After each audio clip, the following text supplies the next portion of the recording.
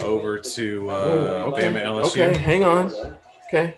Well, you want to watch this, Neil? Yes. Watch this, Neil. You want to watch? You want to see zeros? I need to see zeros, man. Okay, I got you. Of course. Don't think we're gonna need.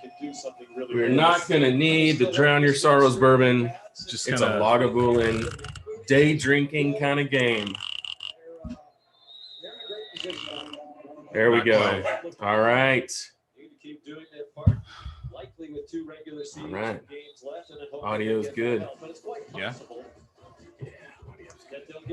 2, 1. There we go. All right.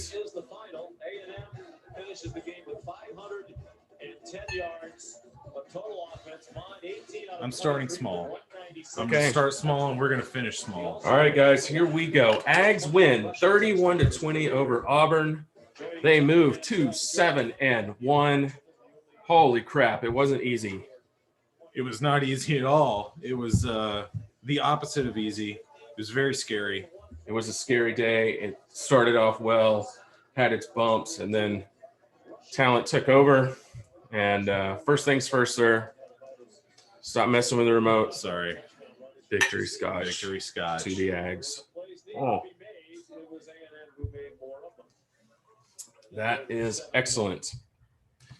Okay, a lot to get into here. A hell of a lot. I'm going to take this off. Yep. Ooh. Should we put Syracuse Dame on? Notre Dame. Let's check that out. Let's just looks That'll like work. It's just getting started, but we'll First off, so I've had a couple of folks. There you go. What are you doing? No, I can't. I don't have a volume indicator, and it doesn't seem to want to. Anyway, I got this. There we go. Can't work your space TV. Syracuse, okay. Notre Dame. Notre Dame's up 3-0. We'll have this on in the background, but first things first. Wow. Did that feel like an 11-point win to you? No. It felt like we lost, to be honest. I think it's just because of the stress level throughout the entire game. But not all that surprising. It's not surprising when you go to the Plains and you play Auburn. You play Auburn any year, right? But some things played out the way we thought they would, but that's because we didn't take care of business early. Exactly. Early, it looked like we didn't have anything to fear. Nothing. We go down and we score a touchdown on the first drive for only the third time in Kellen Mond's career. Yes. And then the offense is humming along again on the second drive, and just bad mental errors keep you from scoring a touchdown. Yeah. One really bad call on a chop block, which was not a chop block. Yeah. At least, not by the spirit of the rule. They caught Wiedermeyer in traffic. A guy basically fell into his legs. Yeah. He didn't actively block him. Yeah. And Wiedermeyer was trying to get to the second level, and exactly. Somebody chopped him into him, basically. He wasn't even trying. But that put us in a 2nd and 19. We got a little bit of it back. And then on the next play, 3rd and long, which was going to become a theme today, Kellen threw what sounds like was a good ball downfield to Hezekiah Jones on the left sideline. The folks in the stadium said it hit him right in between the numbers and he dropped it. Still, it was there for him. The lane opened up right in front of Kellen. Could have picked up a first down, could have moved the chains. And that was going to be a theme later on in the game. And it really kind of started to haunt the Aggies. So they missed an opportunity there. Auburn goes down and gets a field goal. Right, so I think at that point it's 7-3. Well, we missed a field goal. We missed the field goal that on that drive. You're right. Drive. We missed that one, and then they turn around. Then they get the field goal. Yep, exactly. Things bogged down a little bit. Yeah, but we do get the ball back, still up 7-3, and start driving again and get inside the 3-yard line. And oh boy, on 3rd and 2. On 3rd and 2, instead of running 3rd and goal from the 2. Yeah. Instead of running the football, we go shotgun and we try to pass. Kellen evades a rusher. Yeah. And then his knee hits the turf. And we lost a lot of momentum right there. We did. You should have been up 17-3 at that point. At that point, you missed the field goal. You should have got a touchdown there. You end up with nothing. Yep. Why do we end up with nothing? What do I miss? I don't know. I think we're getting some things a little out of order there, but that's okay. We don't have the drive chart in front of us. But bottom line, Ags had every opportunity to step on Auburn's throat early, turn their offense into something they don't want to be.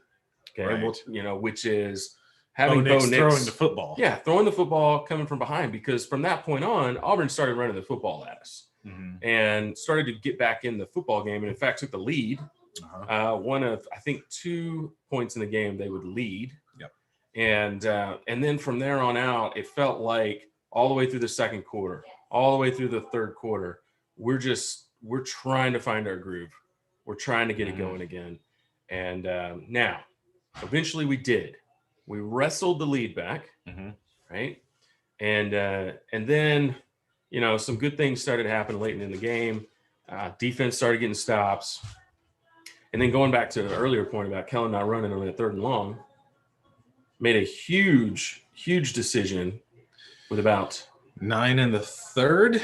Well, 9 in the 3rd, he decided that was his first time to escape from the pocket. First time escape from the pocket we saw that day. Are you talking about the final drive? I was talking about the final one. Okay. Which was the one we were all screaming for, right? Yes. Like, if it's not there, run. We're just sitting there pre-snap going, just please, for the love of God, run. Because such a high leverage situation. Exactly. And you had to have the first down. And by all means, throw the ball if it's there. But if anything looks weird, please just take off. Take off. Get the first down. Move the chains. That's what killed A&M's defense today. Is they might even have gotten into some good situation and put some pressure on Nix, but he would escape and he would pick up the first down. And that is devastating to your defense, because you do everything right and you still give up the big yards. It's demoralizing. Yep. And it wears you out. It does. And Kellen's really struggled to do that. We talked about last week against LSU. I made the point. Kellen had 22 incompletions in the game. We punted 11 times before he ever left the pocket on an unscheduled run. And that just killed us all day because it was there. And today it was there again. Now, he did it when we absolutely had to have it. He made a huge play. And as the announcer said, Jimbo's been begging him to do it all day, and he finally did. Yeah, it was the biggest play of the game. It was the biggest play of the game. And it's interesting they kept pointing that out, because I speculated maybe, I don't know, several times this year that Jimbo is almost kind of beating that out of him, that he wants him to be a pure pocket passer. And maybe that's not the case. Maybe not. Somebody was asking on a text, why didn't he do that or whatever. And I still think where Kellen struggles the most is just in decision making.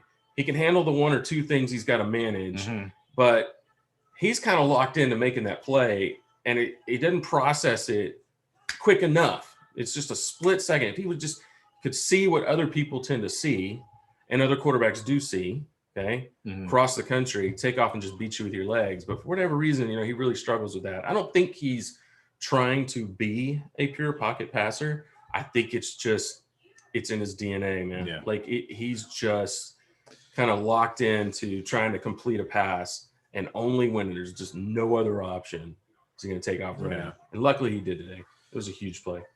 We'll see about that. Maybe he's turns a corner today a little bit in that respect. I mean, we've kind of seen him turn some corners as the season goes on.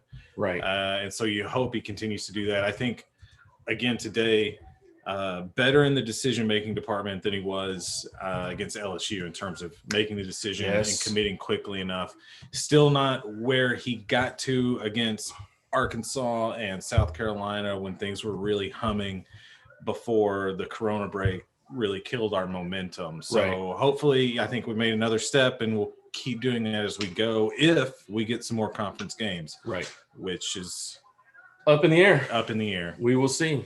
He did throw the ball really well today for the most part. There was a couple of passes late that some guys made some really good plays on. The balls were behind him. Let's go back to the drive where they're facing a 3rd down, and Chase, this is one of those plays. They're on Auburn side of the field. and we did not have the lead at this point. I think it was 20-14. And again, the field opens up on the right side. He could have run. He could have moonwalked to a first down. Yeah. Instead, he throws back across his body to Chase Lane, who's dragging across the middle. Chase has stopped in his tracks because he sits down in between the defenders. And he actually had to make an unbelievable diving catch to his right because the ball was low and outside as Kellen tried to throw across his body. I didn't see anything on the review that said he bobbled that football. A lot of people thought they did. I didn't think so. I thought it was a first down. Yep. Okay, but a bad decision. Yeah. And then on the very next play. Oh, man. Not a bad decision, but a bad throw, I think. I think so, too. I think it was a bad throw. Yeah. You got to get that ball up to Weidemeyer, who's going to win that ball even with kind of three defend. Like, the hole is there. Keep it up. Let your massive tight end go get it. Throws it too low. Nearly gets it picked. Skips off the defender's hands into Weidemeyer as he's just standing in the end zone.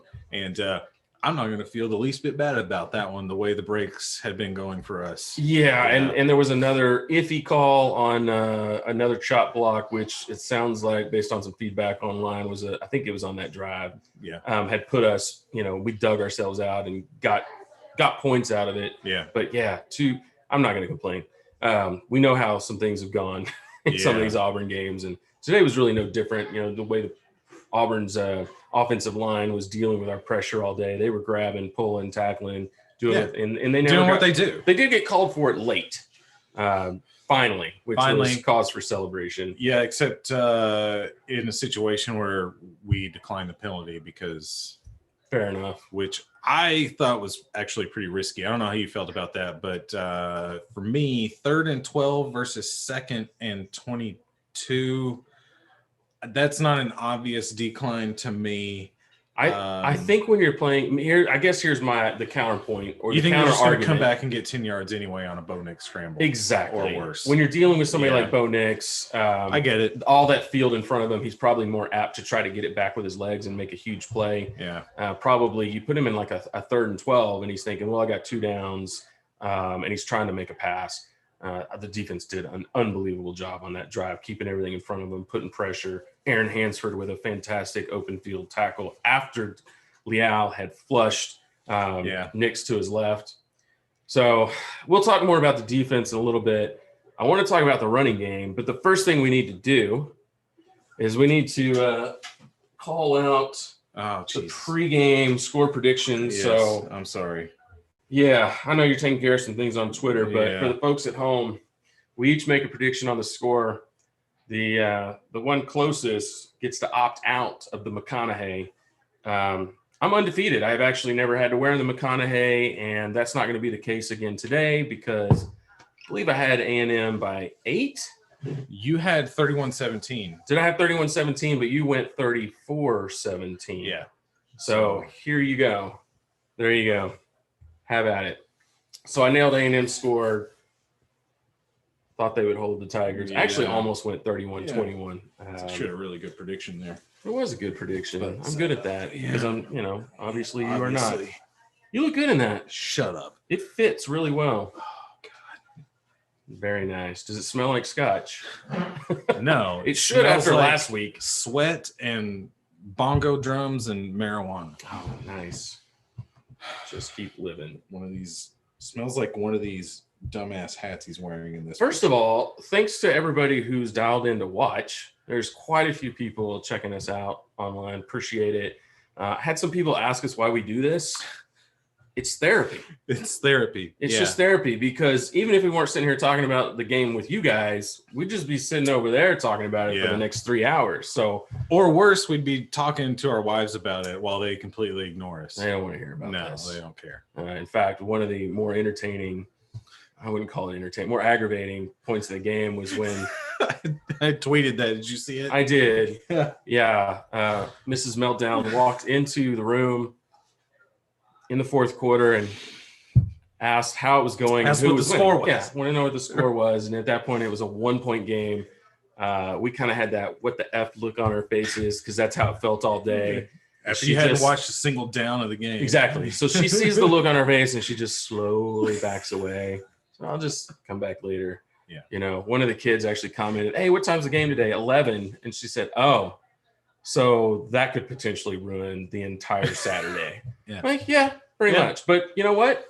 We win. We did win. And we won largely on the backbone of a dominating running game. Yeah. Okay, so let's run through some of those stats today for the running game. Isaiah Spiller definitely carried the load. 20 carries, 120 yards. He averaged 6 a carry. But then number 6 got in the game today. Oh my gosh. Yeah, I was thinking that's be a big talking point for us today because I think we've seen today it's time. A-Chain. Yeah. A-Chain. I think it's actually A-Chain. That guy's got to get more carries. 9 for 99. Yeah. Okay. And he wasn't busting off 20-yard runs. Okay. No. It was 8, 9, 10, 12, 8. He looks effortless. And I love Spiller, and I think he's going to carry the load. Yeah. He's your carry the load guy. There is no doubt about it. We're spoiled. We are spoiled. I mean, but what Devon A-Chain does, what he brings to the offense when Spiller really needs a break and should get more breaks is unbelievable. Yeah. He is silky smooth. He doesn't, you kept saying he doesn't look like he's moving that fast. No. But he's getting into space and he just slides through the defense. He carried the ball 9 times. I thought he was going to house 9 of them. Yeah. Yeah. You know, so the one that killed me was, I think, he thought he was going to house it too. He broke free, got into the second level, and there was just a safety between him and the end zone. And you could tell he kind of chopped his feet a little bit. It was like, I got to set this guy up. How am I going to beat him? And then get to the get 6. And the guy he had slipped 7 yards ago caught up to him. And I was like, yeah, you're not in high school anymore. Those guys are fast. They're going to run you down from behind, which he's probably not used to. It was I think it was a linebacker. It was a linebacker, and Kenyon Green had him on the block and had him locked up when A-Chain went by. But that guy made a really good play. He never let Kenyon get into his body. Yeah. And in fact, kind of used that momentum to turn around and run him down. But yeah, you could tell he was shocked that dude pulled him down from behind. It's like, oh my God. I think we all were. Like I said, I mean, every time the guy got into space, I thought, boom, he's gone. Kellen added 10 for 60. And then Anias late had some really big squeeze out 3 or 4 where there was 1 or 2. Kind of, he's good at that too. Yeah. He gets under. Yeah. And the touchdown was big, similar runs to how you're just describing it. And then the massive catch from Anias also on that was a third down. That was a third down catch. And that, again, ball way behind him. He somehow reaches back and snags it as he's going to the ground. But look, overall, 47 carries, 313 yards rushing. That's insane. That is pretty spectacular. Auburn ran the ball well too, though. I'm looking over there on their side, 30 carries for 196. They hurt us quite a bit at times with the run. We talked about that, particularly in the second and third quarter. Yeah. While we were trying to figure some things out. Wiedemeyer just staying on the offense. Another big day for him, a bounce back week, 8 catches for 89, 2 touchdowns. Beautiful touchdown on the first one. Great route. Oh yeah. Created and a great ball. Yeah. That was a beautiful throw and high to the back pylon. Good catch. Got his foot in. Scared me for a minute.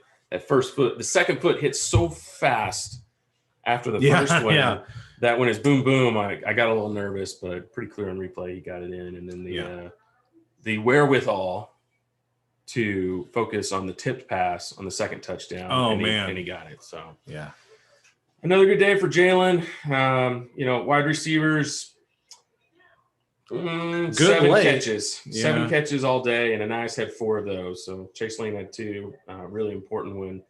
And Hezekiah Jones caught a pass. I can't remember that one. It says 1 for 11.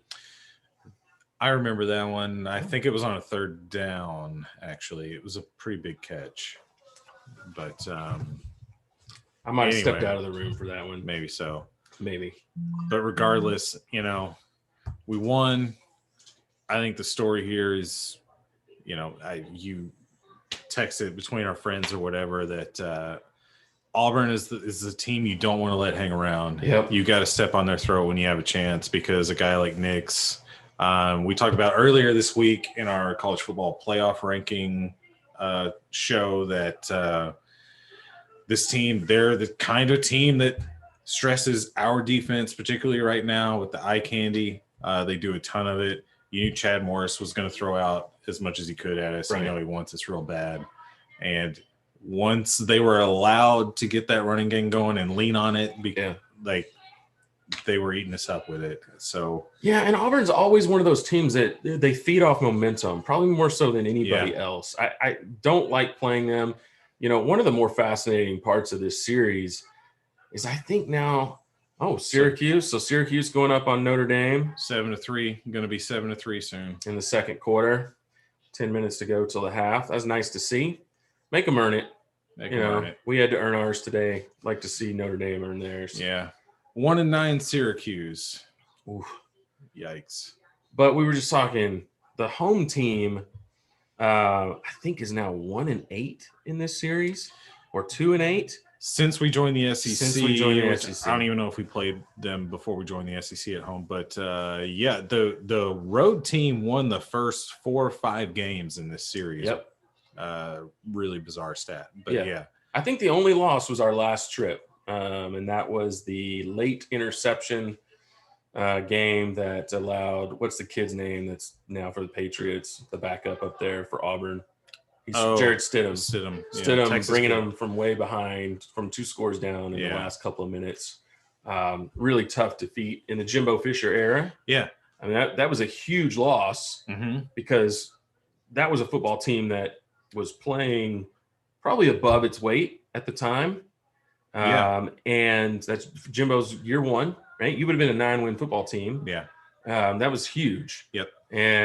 But that's exactly the point, because Auburn's always been that team that you don't want to let hang around. And today we let them hang around, and it had every bit the feeling of one of those games that we're better than them. We're killing them. We're driving up and down the field. We're killing them in time of possession, and we're going to let it slip away. Right. And, this team grinded its way back. It did. So, defense got it together, kept running the football, started making some timely throws and catches and scrambles, and got it done. So, big win. Okay. Again, 31-20 A&M over Auburn. Now a 7-1 football team. And I don't know if it's a pretty win. It's pretty fun. I will tell you this. Was it convincing enough? Well, here's the deal, and this is what kind of drove me nuts last week. If A&M had beaten LSU, let's say the score was 40-27.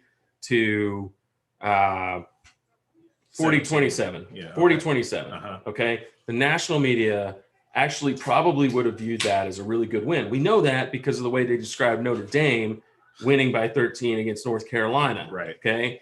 But because our scoring was low, even though our defense played out of our minds, I think journalists and national media and talking heads are so used to points being scored in college football that they couldn't recognize that as a strong win. I actually think they might look at this one and see 31-20 and have a different mindset, because you scored in the 30s. Okay. Sure. On the road.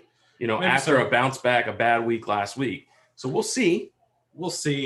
I think, we mentioned in our playoff ranking show earlier this week that the committee has already indicated that they were thinking about swapping A&M and Ohio State and moving us into the fourth spot.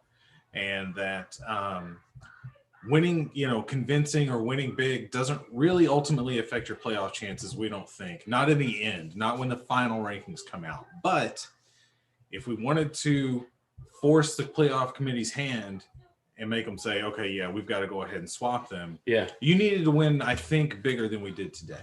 Yeah, you're probably right, especially with Ohio State doing what they did. Yes, because they're killing Michigan State today. Or did they? Well, I don't know what the final is. I can go look at it. But they were up they were up big. I just don't think you're going to hear much talk about how A&M won.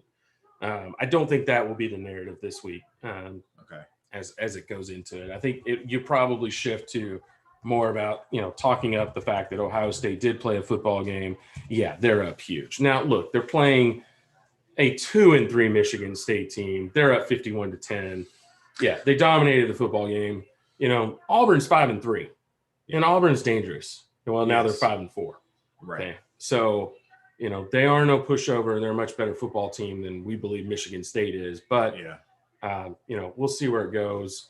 Like we have said up to this point, it doesn't matter. Just do what? Just win. And we did.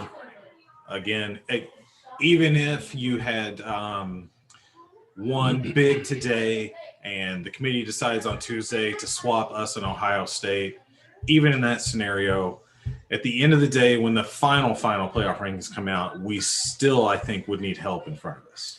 And so it doesn't really matter. Just win the games, and either the help in front is going to happen or it's not. And it's going to be a great season regardless, I think. Yeah, absolutely. I think going into all of this with the post-COVID schedule reshuffle, this football team is outperforming our expectations. Massively. Yeah, I think so. And definitely outperforming the expectations out there that we would be lucky to win 6 or 7 games on the season on a 10-game SEC schedule. That seemed to be the national consensus that we would struggle to get to that point. Here we are 7-1 with only loss to the number 1 team in the country, a game in which we actually stood up to them physically. Just didn't quite make enough plays at the skill position to hang around, in that football game. So a lot left to be played for. We'll see how it goes. We're going to keep quite a close eye on this Notre Dame Syracuse game today. And right now, Tennessee is up next. Yes. Scheduling change earlier this week. No Ole Miss.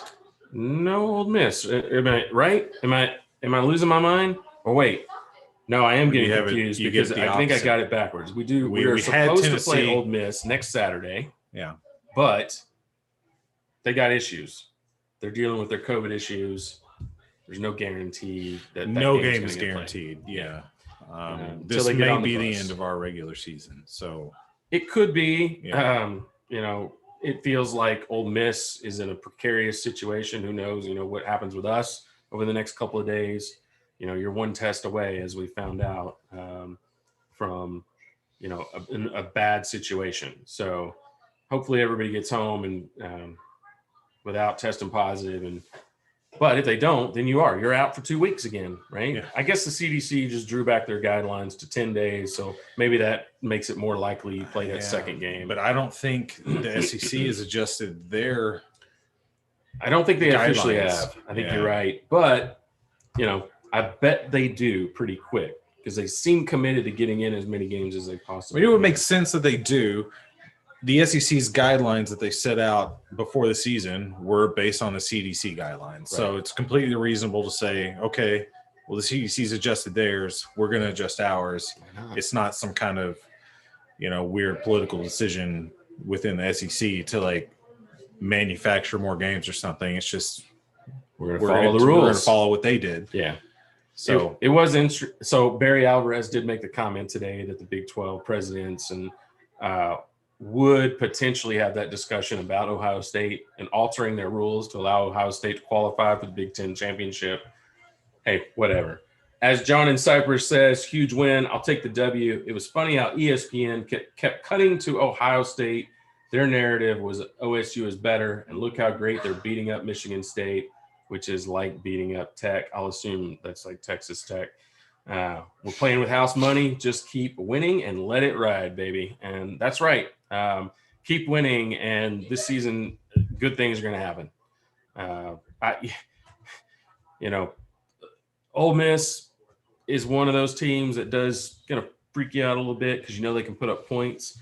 For the same reason Auburn will, right? They're running a similar offense. They scare you. They don't have the athletes that Auburn does. But they do have – I think they have a quarterback that can attack you downfield a lot more and has more of a natural passer. It was less scary on the ground. Less scary on the ground. Kind of placed our strength on the defensive line, right? You should be able to put pressure on those guys. But it's Kiffin, and Lane Kiffin can cook up points. Now, can they stop A&M? Can A&M line up and run right at them? I think they can. Mm-hmm. They're just too strong and they're too physical to slow down that running game. But you don't want to get in a shootout, and I think that's what A&M fans get really nervous about is the shootout game. Right. So, is there one out there in our future? You know, if you tee it up on it with Ole Miss, yeah, maybe. I don't think there's a real threat there for a shootout against Tennessee. They're starting their true freshman quarterback today. Oh dear. So, you know, let's watch him, see how he plays. But regardless, you know, sitting in, you won. You're sitting right where you want to be. And I think, well, I'll ask this question because it dawned on me earlier this week. Are Aggie fans enjoying the 2020 season? Are we having fun here or no? Are we having fun? I don't know. I'm having fun. You guys online, are you having fun? You're 7 Who's out there and enjoying this? You're number 5 in the college football playoff rankings. Yeah. There's a total crap show going on in Austin. Yeah. It's beautiful. It's gorgeous. I could feel the flames from 3 hours away. So yeah, I'm having a good time. As much as fans can enjoy anything because I mean, we're sitting here complaining about Kellen Mond and nitpicking everything he does, and heartbreak is a drop back away at any point, right? Or a sliced field goal, right? Oh, yeah. But hey, I think it's time for people to start really enjoying what this is, and it is hard in the moment, but you know, we love to sit back and we love to pick apart everything and you know, dissect every stinking play, and we watch these games 2 or 3 times during the week, and we get on the message boards because we love it. Okay. And some people get a little agitated by that. There's some folks out there in radio land and fandom land that seem to start off every week with, well, you know, everybody's raising a stink about this, and you need to think about this, this, and this. And it's like, yeah, we get it. I think people really do get it. You get the 5% of fans or less that go out on the message boards and are so dug in, and you can tell they really don't like somebody. They really don't like a player or a coach or whatever. Yeah. And they've got their agenda, but that's a small minority. And I think we do need to start enjoying it more. Enjoy the back and forth. You know, we're enjoying sitting here talking about it. You know, we picked apart everything, but at the end of the day, it feels good. I'm not drinking that crappy bourbon. That's all I know. Yeah. Haven't had to once this year. Pizza's here? Yeah. Pizza is here. It's been here for a while. I think we're going to have to hook that up. I don't know. I'm looking over here at the comments. So many comments. Oh, we got a lot of comments today. Man, so thanks for people that. are paying attention. Foster Maston. If we win out, we will have a better resume than Ohio State, no doubt. At that point, the only way college football playoff could put them ahead of us is if they use the eye test. I am so glad he used the word eye test. Ooh. Because I am sick of hearing that word. It goes back to exactly what you were saying earlier. It's about, they're like, oh, so many more. The points somehow equate to passing the eye test. Right. And we've even heard it about teams like Cincinnati or BYU. Yeah. And boy, they look good with the eye test. And I think that's a load of crap. Yeah. I think this team, like the people screaming about eye test the most as a way to push a team like Ohio State or even Notre Dame, you know, like they're the ones that didn't watch the game. I've heard the word eye test used about our game against Alabama and how bad we looked. I'm like, well, then you didn't watch the game. Yeah, you didn't watch the game. You don't talk to me about eye tests. You didn't watch the game. Oh man, this is hand delivered. Oh, wow. Yeah. Very nice. This is a once in a lifetime. Once in a lifetime. That's great. You know, we can't really eat on the air, but it looks Speak for fantastic. yourself. Oh, okay. I eat on the air all the time. Yeah, We are not professionals. Again, the eye test is nobody can really, at least these guys on ESPN and these other shows, they can't appreciate anymore the style of football that we play. Right? Yeah. And it is grinded out, ugly, you know, 5 yards in a cloud of dust, although I would argue it's 6.8 yards in a cloud of dust because they are in the SEC, Yeah. right? It's spectacular for us to watch. It's old school SEC football, and it's definitely old school A&M football. Yeah. You know, it's what we used to be, and now we're just better at it. Better at it than we were then. You know, so it's not necessarily pretty, and you know, we'll see how it goes. Still 7-3, Syracuse over Notre Dame. Notre Dame just got the ball back with 5.5 minutes to go in the first half. And speaking of, I would say Notre Dame doesn't really play the kind of modern football that they're talking about, but somehow they get credit for looking pretty because of those shiny golden helmets. So, oh, look, wrapping up on Ian Book. Ooh, boy, Syracuse is they are putting pressure on that offensive line. They are right now very physical in this game. They just put Notre Dame in a, let's call it 3rd and 5, 3rd and 6 at their own 35-yard line. And they did it with pressure. So they got the sack. You know, looks like they're playing a pretty good game on them so far today. But that comes back to another point about Notre Dame. And I know Billy and the crew and a lot of folks have said it all week in defending A&M's victory over LSU. Notre Dame has some very close wins over some bad football teams. And let me tell you, that's going to get a personal foul. That's a roughing the passer. And it didn't need to happen. Got high with his arm, hit him in the head. Oh, there it is. But yeah, let me tell you, after A&M's offensive line got kind of a lot of flack last week after playing not great against LSU, admittedly, but not great, but okay. Not what we've become accustomed to since Vanderbilt. Yeah. But still okay, pretty good.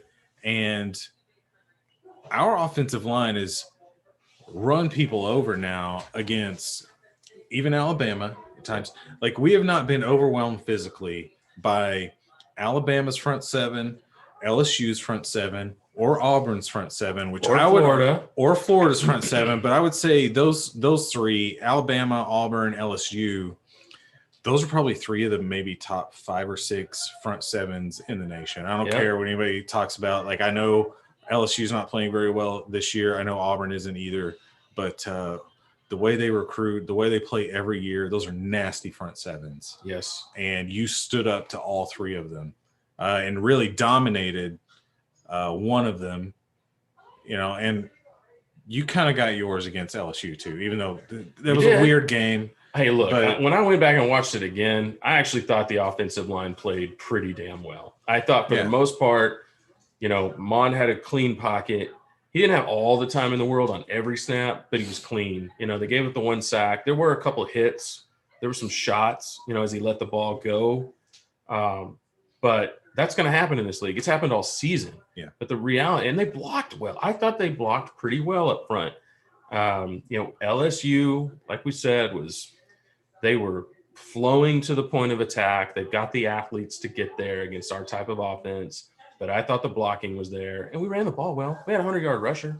Yeah. Right. So I think people are saying that because in that game you had more bad plays. Yes. The bad plays were worse than they normally are. I would agree with and they kind of happened at some really inopportune times. And so that's what had everyone saying, boy, at times it really killed our momentum. And so it was like, oh, offensive line play not great. And I think that's fair, but unfair at the same time. Like you said, they played pretty well most of the night. We have more comments? We do, and they're coming in. So again, 3. Foster, some point in the number of games you play also has to play a big factor at the end of the year, especially in a year like this. It does. It's feeling less like that's going to come into play. Mm-hmm. I think Ohio State's going to figure out a way to get enough games that the committee sent that message last week. That, you know, everybody says, oh, well, they brought up A&M and talking about putting them in the number 4 spot. And look, that is a testament to what A&M has done, but that was more about sending a message to Ohio State. You better figure out a way to play some football games, and the Big Ten, really the Big Ten, right? And so it sure seems like that's going to happen. You know, Brendan Malloy, Kellen's gotten sacked 3 times this season. The O-line is good. That is still an unbelievable stat to me. It blows my mind because you're not dealing with a guy that, like we said, scrambles a whole lot. Yep. or at least looks to scramble a lot. He just a guy that probably holds on to the ball too much. Yep. And yet 3 sacks. That's incredible. Yeah, it is unbelievable. And then to just see them blowing off the ball. Yeah, we see your comments, Brendan. We're getting there. They're just not that good. I mean, we'll read some of them if you want. I just read one. Yeah. But, you got to bring it today because you got some competition in the live chat. So the offensive line's been elite, which drove me nuts this week because some random clickbait college football website rated them as the 40th best offensive line in the country and 5th best in the SEC. Wasn't that Pro Football Focus? Yes, it was. Clickbait is strong. It's not a clickbait group. Yeah. But to your point, I think you even tweeted about it like, okay, let's talk eye test again, right? Watch the games, watch what that crew's done all year long. If your rankings come out and they're 40th, like you need to reevaluate your algorithm. Yes, something's wrong. Yeah. You've done a bad job setting up your assumptions and your model. Yeah. The point was, I do this all day for a living. Yeah. You do this all day for a living. We set up analytical models. And when you run it that first time and you take a look at your results, you know pretty quick that you messed something up. And if I'm those guys and I look at that, I know I messed up and I'd go back and figure out why. Yeah. So trash ranking. They are elite. And they're going to continue to be elite.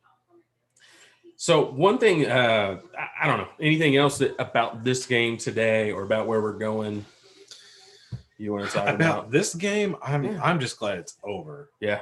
I mean, Auburn scared you. Going to Auburn was a lot. Not a fun thought, battered Aggie syndrome coming right at us, but we got over it. We won by 11.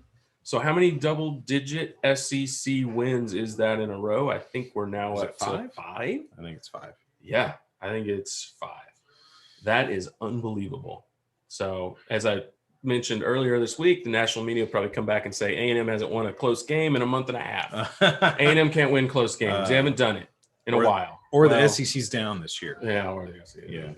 But got a handy flow chart to help you with that. Do. If you're wondering, you may have to SEC's retweet that this week. I might. That might be worth it. I think it's going to be a talking point. So there.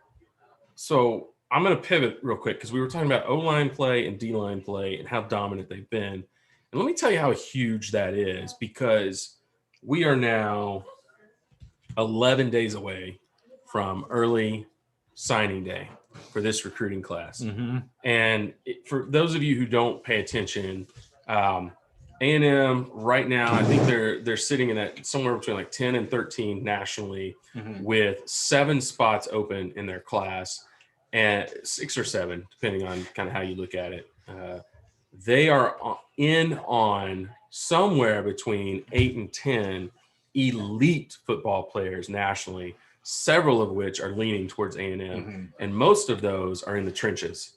Yeah, 2 elite offensive linemen, really 3, and then you've got an unbelievable crew of defensive linemen and defensive ends out there that it really feels like are leaning A&M's way. These are next level talents. These are the 4- and 5-star guys that when you bring them in this kind of quantity, right, they upgrade. They upgrade what is already a top tier unit on either side of the ball. Guys, this is what Jimbo Fisher has been building towards. And if we can close this out the way it looks like we're going to close it out, you're going to end up with somewhere between, let's call it 6 and 8 nationally ranked recruiting class. And with those kinds of numbers, okay, because it's not a 25, 26 member class. That would be spectacular. And you build it from the inside out. And that's how you got to do it. Be his best class yet. And you said that last week's game against LSU was huge on that front. They get bigger every week. So this game was also huge. You wanted to keep that momentum going, stay in the top 5 of the college football playoff rankings while the dumpster fire in Austin continues to grow and get fuel dumped on it. You're looking at a 3-win LSU team. Who might lose their last 4 football games of the year, right? And, Alabama's going to do what Alabama does, but Alabama's almost full. Okay? So, it's probably going to come down to a couple of guys that are still considering OU for whatever reason. And A&M's sitting in a really good spot. Yeah. We know how critical that is. I'm going to talk a minute about the guys who were not there today. Oh, yeah. There's 2 guys out. One was Damani Richardson, which is always a big loss on the back half of the defense. We don't know why he was out. We don't know if it's injury or whatever, but he wasn't out in warm-ups and didn't play after playing last week and playing well. He didn't travel. That's right. Damon Demas did not travel. No. And that has become a pattern. Yeah. After not being dressed last week at home, still seemed upbeat on the sidelines. I mean, right. Every time you see him, he's not playing, but he is cheering on his teammates and everything. That's great to see, but it's strange. It is strange. And, here's what we know about Jimbo Fisher. Jimbo Fisher has to trust you to get on the field. Yeah. But he will put you on the field. Achane, 1 yard shy of 100 yards today. C.N.I. Smith last year. Nice Smith, big part of the offense. It wasn't game 1, but he earned it as the season went on. Yes. And so, look, I don't want to speculate too much, but it does sound like there's just some maturity issues. And for whatever reason, the kid was back practicing this week, but he doesn't get dressed to go on the road with the football team. And now that's 2 weeks in a row that he's not in uniform. Yeah. And by all accounts, and Jimbo said it, not injured. Okay. So, it's other things. COVID. Maybe. Doesn't sound like it. Said not injury. Boy. Oh, Here goes Syracuse. So Syracuse, we'll step into this conversation. Surrendered a touchdown after a really bad roughing the passer penalty, an unnecessary one. 2 plays later, Notre Dame scored to go up 10-7. And now with 1:38 to go before the half, it looks like Syracuse has fumbled the football. Notre Dame picked it up, and that'll put them in position for another score before the half. Let's see what happens here. There's a drop back pass, gets hit from behind. That's going to be close. It looked like as the quarterback's going to the ground, the ball gets popped out. Haven't seen a replay. We should get it right here. He is going to the ground. Well, shoot. I can't say that looks down to me. But I guess it depends on what they called on the field. That's Right down, there, right he's there. down. Looks like he has the ball. That ball's not coming away from his body with that knee down. So if they got better angle right here. Better angle. We're doing this live, folks. This is live radio. Yeah, this is great radio.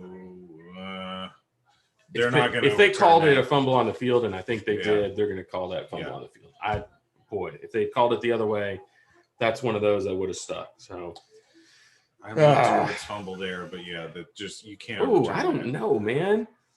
I don't know that because the hand that pulled the ball loose, when his knee is down, the hand's not coming away from the body. Wow, I would call that down. That's what I would do.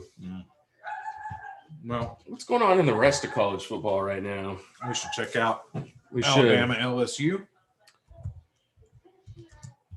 Flip it on over there. We'll take a look. I'll pull up all the scores.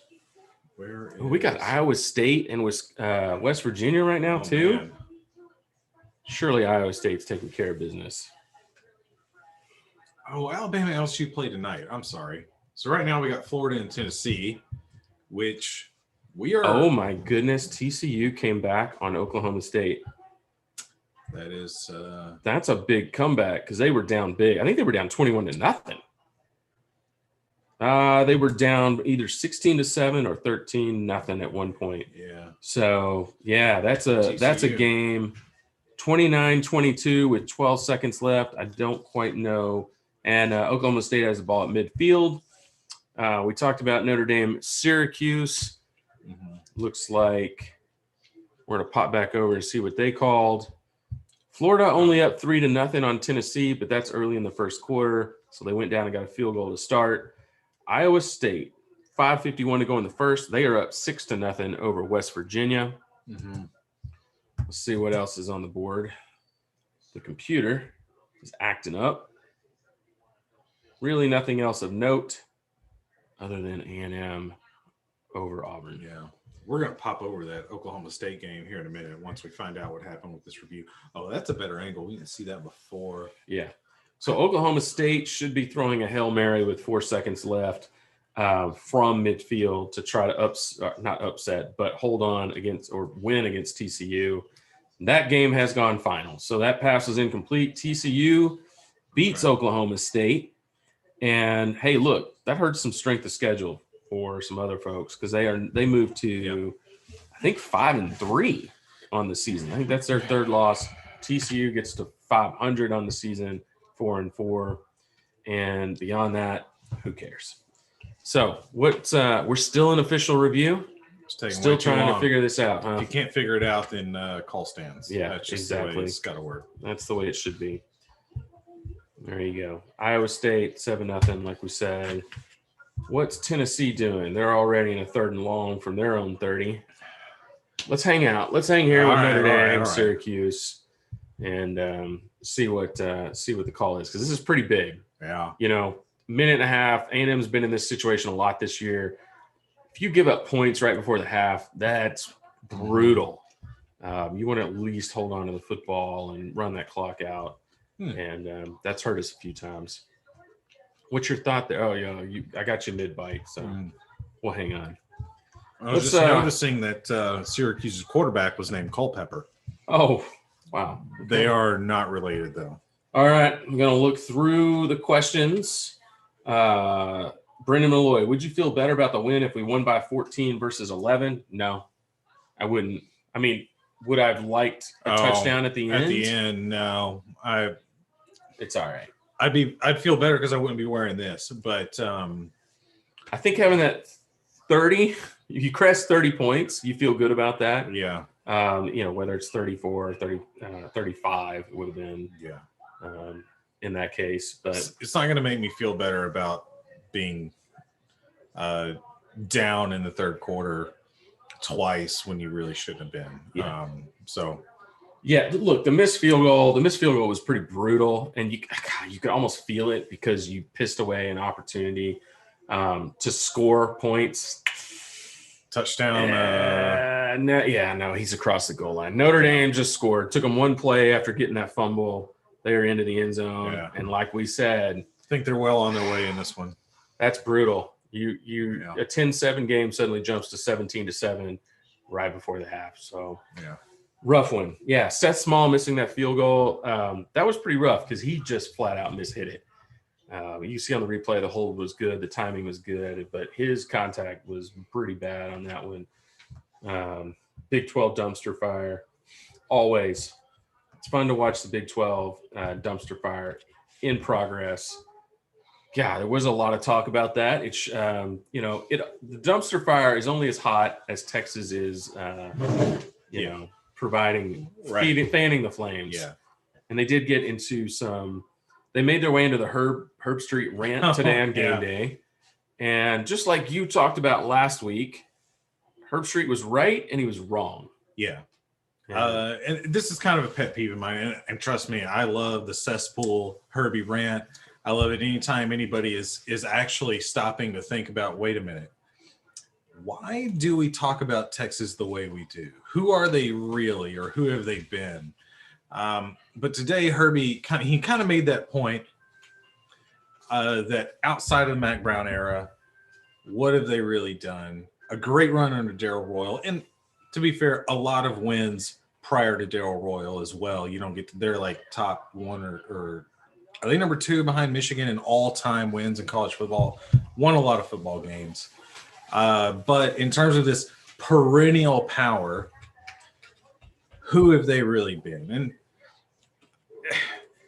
all that tells you really is that hiring football coaches is hard, and that every school is capable of hiring a bad coach because it's really hard. And you think you've got the guy and it doesn't work out, which Texas is finding out now.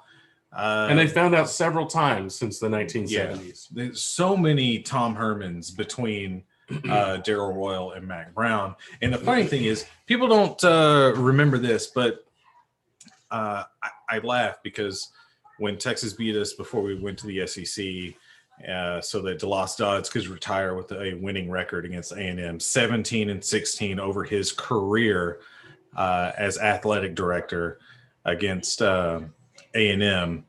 Well, if you remember, most of those 17 wins came in the Mac Brown era because he tanned our hide the entire time. Yes. I think we won 3 games while he was there. Or Is maybe that right? 1 his first year, 2 under Fran, and I think 1 under Sherman. Okay. So whatever. Let's say 8-4-ish, I think, under his tenure at Texas. DeLoss Dodds didn't want to hire Mac Brown. Yeah. All right. DeLoss Dodds was set on hiring Gary Barnett from Colorado. Is that right? I think that was the initial look. Yeah. And the boosters forced his hand on Mac Brown.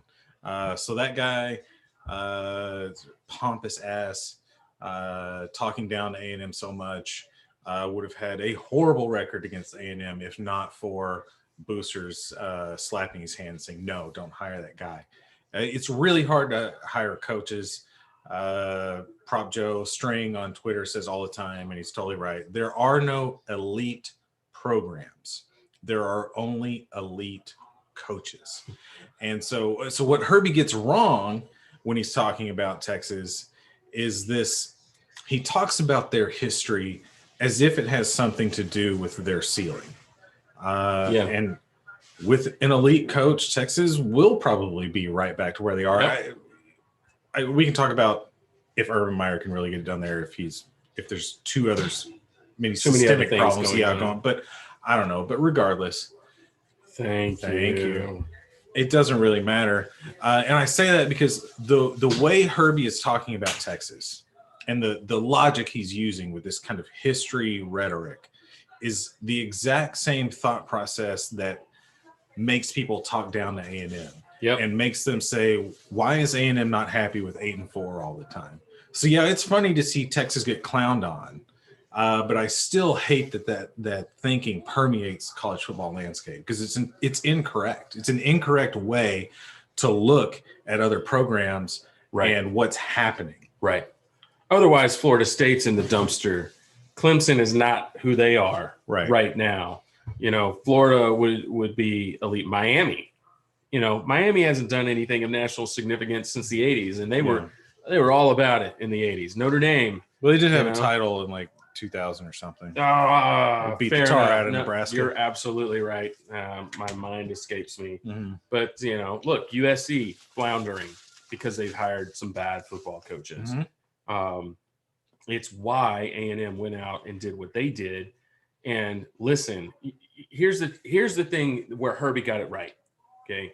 Is there is a huge difference in the environment that A&M had in place when they went out to hire Jimbo Fisher and the environment that Texas is in right now trying to go out and hire somebody like Urban Meyer. Mm-hmm. Okay. We've heard ridiculous amounts of money this week. We don't know what's true and what's fiction, but we're talking about, you know, $84 million is thrown around. Is that a 7-year, $12 million a year type contract? Is that where that's coming from? It would take $10 to $15 million a year to hire an Urban Meyer into the situation that Texas finds itself in. And what is that situation? It is an administration that's moving in one direction, okay? Opposite of where the boosters, the football boosters with the big bank accounts want it to go. And I'm talking about the direction of the school and the culture. You have outside of the administration, you have a faculty that's going the other direction even faster, as well as a student dragging the student body with it. And, you know, a student body that comes into Texas every year there's a smaller and smaller proportion of students who give a rat's ass about football. Right. Okay. The old money loves football. The new students, they love whatever. Okay. And I'll just leave it at that. Yeah. You know, they're going to Texas for a different reason than a kid 20 years ago went to Texas. And nobody's on the same page. And it infiltrated into the student athletes, that division. And as Herb Street said, you have to have somebody like an Urban Meyer, who is such a strong personality with all the skins on the wall, to come in and not even be successful, just reverse that, just to turn it around. So it's going to be very interesting. They're going to have to way seems overpay. to understand that either. They don't. And if Urban says no, then what you do is you start to kick off the dominoes, right? Yep. And I don't care what anybody says at Texas, the Lost Dodds will tell you to this day, they had Nick Saban. They had him. Okay. No, what you had was an agent in Jimmy Sexton who absolutely used you to get a bigger paycheck out of Alabama. I think that's what Dan Mullen's doing. The rumor came out today. Dan Mullen has, Texas is very interested in Dan Mullen. That one's hilarious. Good Lord. You don't understand. Man, that just tells you everything you need to know, that they're going to end up going down the pecking order, end up with their 6th or 7th choice if they don't get the first one. Right. If you get the first one, kudos to you. You way overpaid. You did what you had to do to make it happen. He signs up for it. Yeah. Okay. If you don't get him, these other guys, they're not coming to that situation. No. And then you're going to go get somebody who really doesn't have a choice. Tom Herman. Or Charlie Strong, which kind of the same thing. Yeah. I see what really cracks me up about that one, about the Dan Mullen rumor. So let me tell you something. They will hate Dan Mullen. Winning cures everything, right? But that guy is, he's just another version of Tom Herman that can coach. And I do think Dan Mullen's a hell of a coach. Is he good enough coach to turn Texas around fast enough before they get tired of his antics? Mm-hmm. I don't know. But if he doesn't, they're going to hate that guy. So that one cracks me up the most. I think Dan Mullen could come in there and score a lot of points and play decent football and finish second to Oklahoma every year. I think Dan Mullen at Florida is an unbelievable fit because he can get elite level athletes to run his offense in the state of Florida with the SEC, and especially with what's going on at Florida State and Miami. He's the premier program.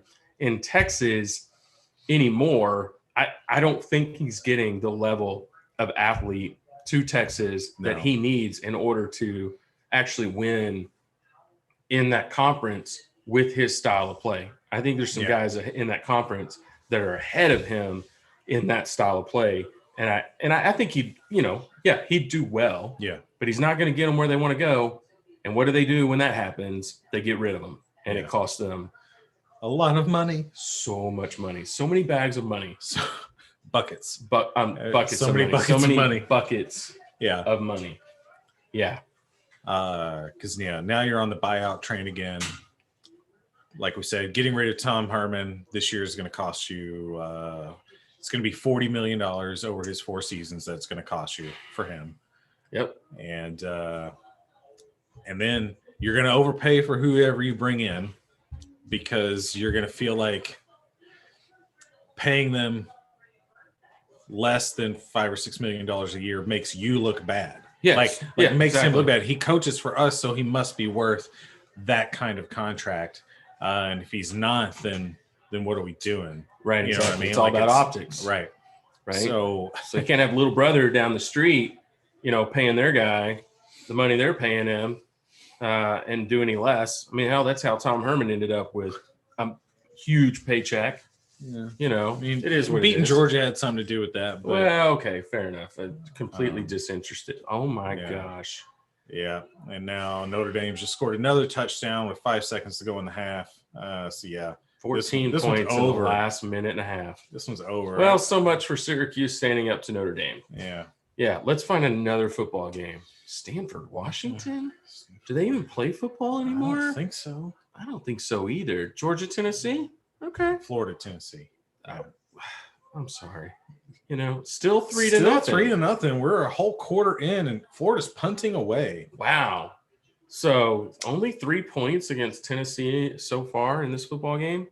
Florida downs it inside the 2-yard line where Tennessee will take over with 23 seconds left to go in the first Boy. quarter. It's not looking convincingly. Well, it's not very convincing so far. I guess we'll just see how it goes. Now, Florida started off slow last week and then kind of got it rolling in the second half. I don't know, man. That feels like we kind of killed it today and we've beaten it all to death. Our therapy session feels good. I feel better about everything now. Okay. Yeah. Anything else left to cover, Mr. McConaughey? It's beautiful. No. Giant McConaughey right here on the camera. I can see it. It just screams out at the people. No, only I'll say, if anyone's still listening, we've done a couple of college football playoff ranking shows. Yes. They do that show every Tuesday at 6:00. Yeah. And we did kind of instant response. And I think let's do that again this week because I think it's going to be very interesting to see what happens. It will. I don't expect anything to change. I think the chalk will hold, and that's not really the right. Anyway, I think the top 6 is going to stay the top 6, and we'll have to see what happens the rest of the way. But thank you guys. Subscribe to the channel, share it out to friends, share out the video because actually it's a live video right now. We will repost it as like a permanent video. We'll share that one out too. Really appreciate you guys jumping on. Hopefully it was fun. Make sure you go jump on TexAgs and find the post-game wrap. That should be a fun one today. And we'll see you Tuesday at 6:00. Okay. Bye. Awkward wave. Yeah. All Gotta right. do it.